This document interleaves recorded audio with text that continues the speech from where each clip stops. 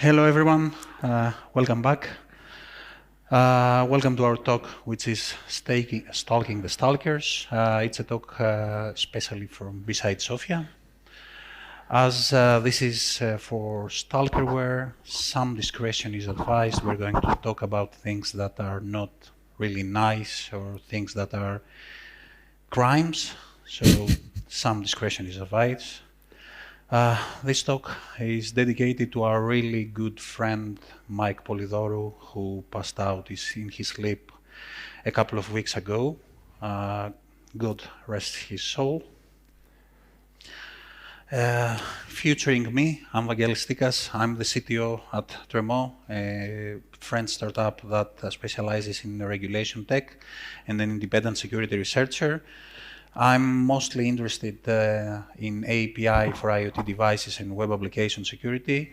I'm developing a machine learning algorithm tool as my PhD project to find API flows. And you can find me as Stykas on Twitter. I'm Felipe. I'm adversarial engineer at Laris, and I just like to break stuff, press the wrong buttons, make things, some smoke come out, and that's pretty much it. You can find him as Solfer with a zero on Twitter, space current site. Next one. No? Okay, we went way too much. Okay. The third one is single quote. We all know what this is. We're going to see a lot of SQL injections in this talk. We usually use it to get access to data we should not have, but considering that this is data that they should also not have, it's data that is free on the internet as we see it. We want to give some special thanks. The first one is Elva Galpering. She was the leader. She's the CTO of EFF, Electronic Frontier Foundation, and is the person that helped us greatly on both the ethical stance and a lot of paperwork that we did from there. We also want to thank Zach Whitaker, who helped us by giving a lot of press via TechCrunch on all the flows that we found, and the close friend that I have, George Lavdanis, who has helped us by writing Go binaries that could enumerate millions of users. So first of all, what's Stalkerware? It's a software that's often used to track the activities of somebody without their knowledge or consent. It's used to keep track of a victim's location, see their call history, internet history, check their emails, produce videos and audios from their devices, access their files, you can take screenshots, you monitor. It's like active stalking. Okay.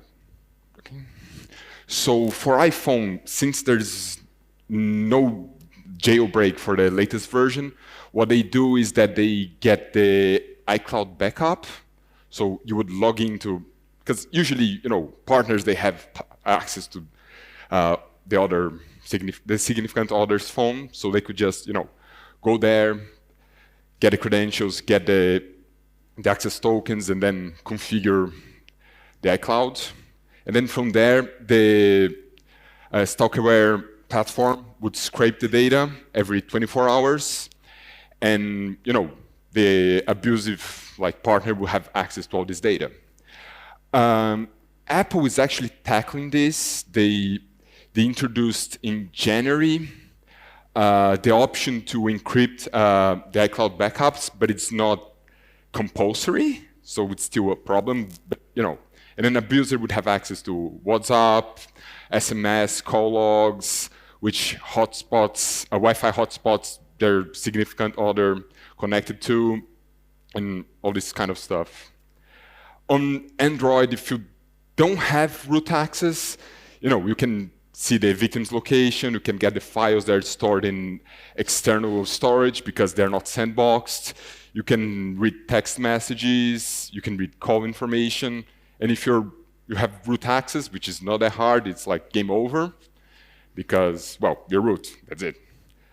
In most cases, Stalkerware is installed without the victim's consent, but sometimes, the the partner can just blackmail, saying things like, "Oh, do you have anything to hide? Or if you don't love me enough, why are you with me? You should give me this access because I'm just doing it because I love you." And the application, it's usually hidden and has like some nice name like battery or notepad or calculator. So it's trying to conceal its real intent from the user. And what I never thought about before, but it's really disgusting, is that the infected device can actually be gifted to someone, and they actually advertise it. For example, this fucker here, a Christmas present your loved ones will truly appreciate, and you give them like a nice Android tablet that has stalkerware installed on it, and the other person will be able to invade somebody else's privacy, really. So how do we know something is stalkerware? First of all, if they actively advertise as something that you can use to spy your wife, we consider it stalkerware. Also, a friendly advice, if you actually have a wife, don't Google this thing, because then you have to explain to your wife that you're doing research and to your kids that you are doing research and you don't have anything to spy your wife on. But yeah, if they actively spend money on advertisements on how to spy your wife, they're stalkerware. The fine line is consent, as Felipe said. If it doesn't need consent, it's spyware. If it's stalkerware. If it's designed to hide itself, it's stalkerware. Knowing the password or the PIN for the laptop or the phone doesn't change that. If someone installs something which is hidden and the person who is spied has not consent on it, it's a stalkerware victim. The first thing that you can see in here is CocoSpy. They have actively articles, how to read my wife's text messages without her knowing, for free. It's a 2-page article that says how to spy your wife. They're obviously stalkerware. The HelloSpy, which is now defunct, it's probably the worst case that you can see.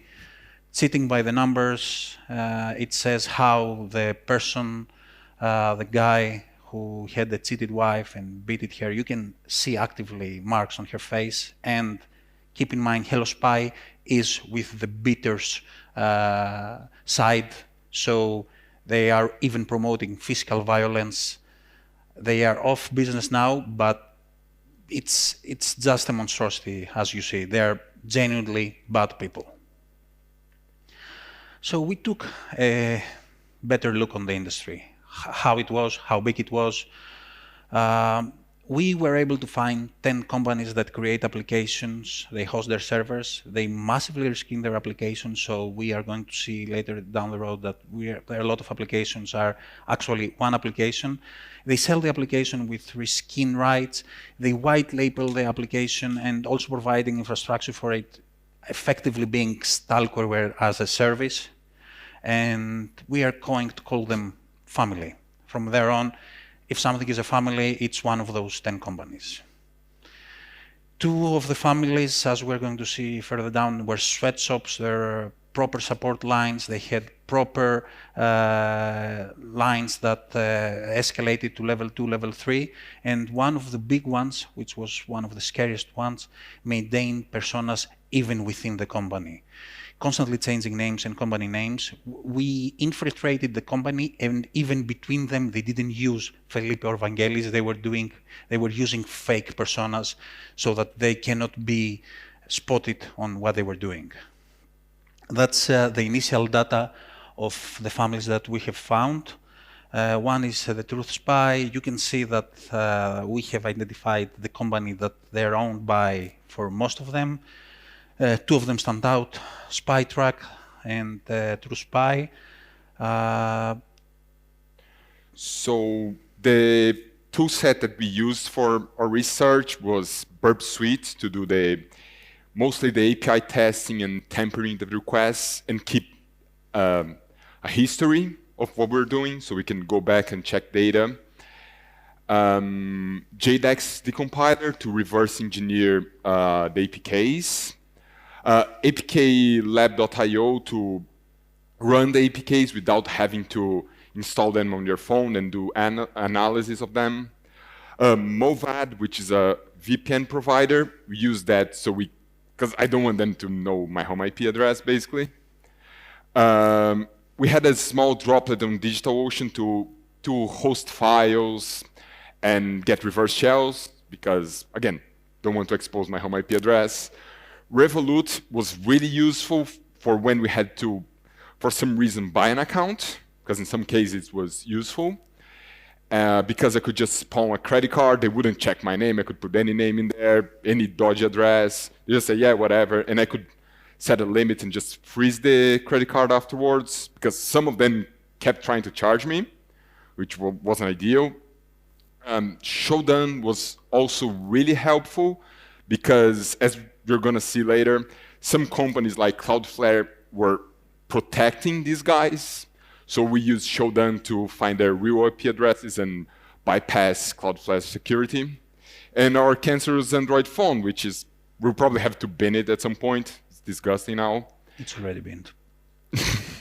And yeah, our methodology was, first we're going to try see if they offered a demo account, which most of them did. And then from there, we'd see if we could just hack them from there, find some SQL injection, access controls.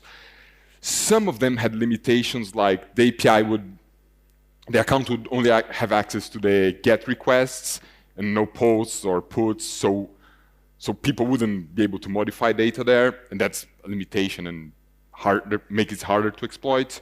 So, nah.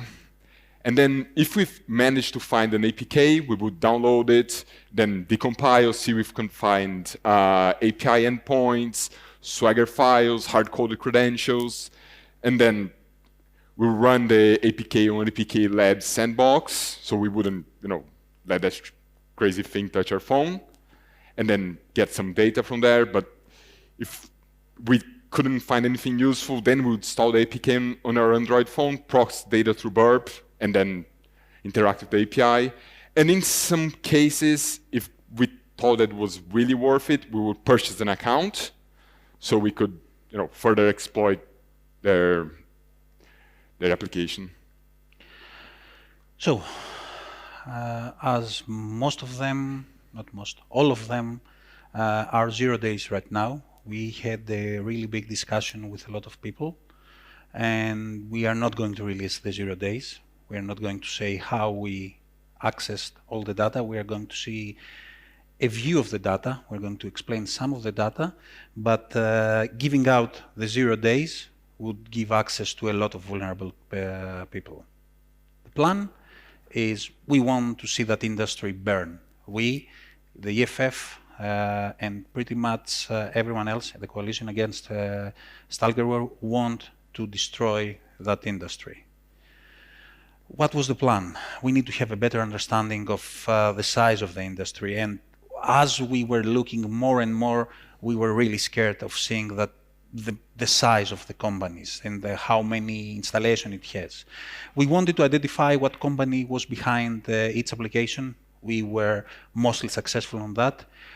We are still working on a way to help the victims. This is not that easy. We were thinking about removing the applications. We were thinking about sending a push notification and saying that your phone is actively monitored. This is not that easy and not that straightforward, because a lot of those victims are in a really strange position, in a bad relationship, or in a way that this could cause more harm than benefit. We communicated with Apple and EFF the ethical stance. It was really one of those researches that there was no clear way of what we were supposed to be doing. There are the obvious issues of what are we going to do? Are we going to disclose the 0 days and help the companies solve the issues and continue giving them things to work on? Are we just going to publicly disclose and give all the data to everyone? It's clearly, which side are you on? Are you with the good guys? Are you with the bad guys? There's no sides in here. We try to do no harm. We try to help no one. We could easily submit for everything for 15 CVs, but we would be helping them to secure something. We want to turn them down. We need to kill everything. So what we have found: remote command execution on more than one servers, SQL injection, broken authentication and SQL injection, forgotten AWS credentials that gave us root access to a lot of infrastructure, forgotten Azure credentials which gave us access to even more infrastructure, SQL injection, and another SQL injection. The data that we acquired was database dumps, included super sensitive data like text, SMSs, WhatsApp messages, everywhere and where they were about. We got dumps of everyone's phone, which is really scary if you consider what your phone has. Lots of ways to identify owners, emails, home addresses, pretty much everything. Access to administrative accounts and panels, so we had access internally to support, to panels, to creating, to financial data.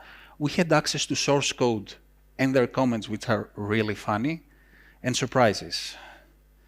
As Felipe mentioned earlier, all those companies helped enabled them, and protected the bad people. Alibaba, Amazon, and Azure were hosting them. We have sent numerous emails saying, and they said that this is within their policy, so stalkerware and actively exploiting people is within their policy. Cloudflare was even worse. They said that they're paying customers, we are not paying customers, so they're not going to do anything. So they wanted us to pay so that they can review what we reported.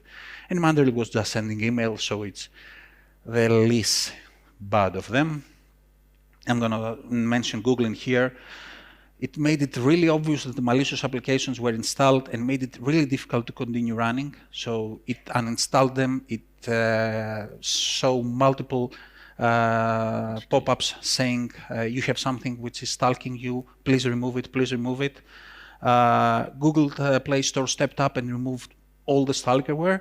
And Google Search, since after our talk, they reached out and they are not accepting ads for spyware anymore. So you're not going to see any advertisements for stalkerware or spyware. Now, code that we have seen. Check for formula syntax starts with 0. Check with F, Tony, why this set is needed. This is directly from the source code. Save this environmental because if someone finds it out, he's going to F us. Guess what? We found out we did it. Changing this because the hacker hacked us. Well, I have some bad news again for you guys. Also, I have found that in multiple locations. So they were ransomware more than once, in more than one family, and they were just restructured and restarted everything. So their files were encrypted more than once in more than one family. The data analytics. First of all, the last thing. We're not data analysts. Data is in way better hands. We're running analytics in there. EFF is working on it. We're trying to do the best thing that we can do with that data. Same list, 400,000 devices from 3 different families. Location is from GPS, so it's not IP to location. When something says it's there, it's there. And the duration of installation, we define that as the first installation till last communication with their C2 server. These are the countries that we can see. You can see a lot of strange things in here. First of all, Uganda has a really, really strange marriage problem. 30,000 people spy their wives. China is okay. United Kingdom is something that we expected. Bangladesh too and Nepal are crazy numbers. We didn't expect that, but that's what the GPS is saying. As you can see, 88% of the smartphones that we see was Android, only 12% were iPhone. And 50% had installed from 1 to 3 months, 20% had only for 1 month, and 30% had it more than 3 months, with 5 devices going up to 8 years. So someone was spying on his significant other for 8 years. And we know we missed some of the stalkerware families. We tried our best to cover the whole industry, but some of them were not vulnerable, or some of them were really expensive, and it didn't make sense for us to pay 500 euros just so that we can pawn something. So I'm going to talk about a truth spy, which is one of the guys that we compromised, and it's the biggest one, right? No. No? It's the biggest one that is still alive. Oh, great. So yeah, it has been compromised multiple times. It was thoroughly examined by TechCrunch. They have articles about it. And during our research, we found out that it was developed and operated by 1Byte, and it had approximately 200,000 users. We managed to identify 12 members of this family, but there's probably more than that. And yeah, with their platform, the abusers could see call histories, monitor applications, see notification histories, location, access to photos and videos, use the keylogger functionality to see what the spouses were texting. And yeah, here's you can see their the panel that they had access to. You could get like a shell as well in some cases. Yes. And yeah, and when you run it on VirusTotal, that's what we'll get. So it's not a great identification rate, really. Only 25 vendors saw it as malicious. And, well, we managed to fully compromise it, like root access to the server, database access, we had everything. And here is the structure of their company, as it was reported by TechCrunch. So, yeah, you guys can see it in our blog post later with more detail. And yeah, AdSense Spy was here. Here you can see their website. They were marketed and operated by Connext.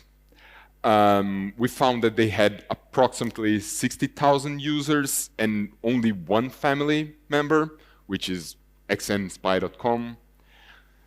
And yeah, as pretty much all of them, you could see call histories, monitor applications, notifications, had access to photos, keylogger, and again, VirusTotal, only 24 vendors saw it as malicious.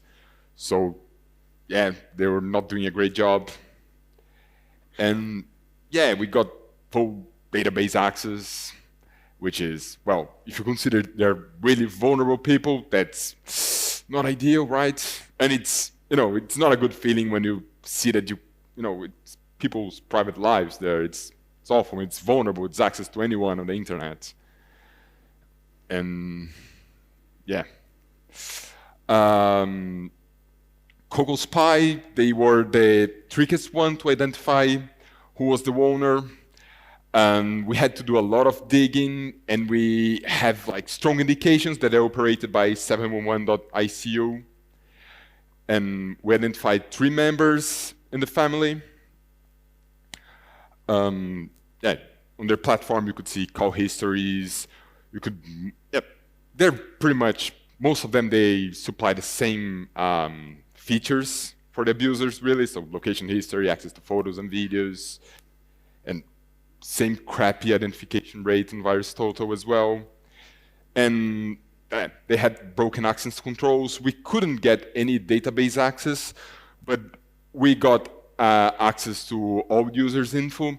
This one was really painful because we actually had to use, every user for some reason has an Active Directory account, so we had to enumerate via using LDAP, which is painful and slow, so it took a lot of time for that. Yeah, Moby Stealth, these guys, they're just funny. Because you see on their website, they say, oh, as seen on Yahoo, PC World, MSN, Wired. And then if you go there, you Google, it's like, it's not saying good things about this company, you know. They're saying, oh, these dodgy guys are, they're disgusting. But then they are promoting it, saying, oh, they're talking about us. But they know them. But they know them. So. Yeah. And yeah, it's been around for 10 years. There are over 125,000 devices. It was compromised in 2018. And yeah, we couldn't find the owner, unfortunately. And yeah, there's only one member of the family. And they were not using an API, which is awful because we had to parse poorly written HTML manually. We had to write a script for it. And it had more than 1 million entries. So yeah, it was painful. And yeah, we managed to fully compromise it and became administrators of the platform. But yeah, we hope one day we'll figure out who is behind them. Spy Master Pro, they're not really, they're just another one really. There's nothing really special about them. They had like 8,000 devices available. It was compromised in 2018 and it's owned by NetZens. And yeah, same features that pretty much other platform. Again, they're not really like special in any way, but yeah. And second last one is SpyTrack. It's the scariest of all, the biggest of all, as it has over 1,003,000 devices, and currently the more dead of all because we took it down. It's owned by Support King. Support King was fined by the FTC and banned from the spyware industry. It only had one member, spytrack.com. It relabeled everything as SpyTrack on November of 2021. It's, as I said, the scariest of all. It had any functionality you could think of. You could live track the device. You had live access on microphone. You had live access of both cameras. It's really scary if someone from the UK sees your cameras in Greece. It also had location keylogger, but it also had the smallest detection rate of all the things in here. And we owned everything again. We got root access, we got database access, we got email access, we have it everything. We were able to pinpoint it to Support King, find out that Support King, which was banned by the FCC, then went to Zach on TechCrunch, sorry, I forgot TechCrunch, I shouldn't, and told him that this is Support King, they're still doing that, they're linked to a new spying operation, and this was on Monday. On Tuesday, the product was temporarily not available. Spoiler alert, it's not temporarily, it's for the past 3 months, so we believe that we have taken down the biggest of it. So we consider that a win. PC Tattletale is a really small one and a funny one because they give us their name. It's Brian Fleming, it's that guy. It has Android and a PC application. It has around 60,000 users. It only goes by pctattletale.com. You could only do that, record screen and keylogger. It was so-and-so on the identification level. It had a very permissive API. It was leaking data, it was leaking keys, and you could get free upgrades. So we were able to pay for one device and then get 100 devices, and we were able to have 365 days data retention while usually it's 30. I know, we shouldn't use it, but that's about it. And he was really, really proud of himself. So he's saying that, he's signing that, so at your service, Brian Fleming, is the signature of the emails from that device. So it was the easiest one to find who was behind it. And we're coming to an end. The ethicality is, did we succeed on what we said in the beginning of the talk? We're ready for the consequences. We give the same talk on BSides London. We were thinking that we are going to get some legal actions against us. We still haven't got one, so we consider that a win. And the outcome, as we said in the beginning, we had lots of data shared with Coalition Against Stalkerware and Apple and the FF. We're working on a solution to actively help exploited people. We're added a lot of arrows in the quiver of EFF, Coalition Against Stalkerware, and other companies against the industry, and communicate that this is an active problem. This industry needs to be taken down. You can see the blog post that we have uploaded for the London talk. And mandatory thing, if you're someone who needs help, reach out to your national domestic violence hotline, reach out to the police if there's an emergency situation. For more information, go to stopstalkerware.org, and please don't do crime. That's all. Any questions?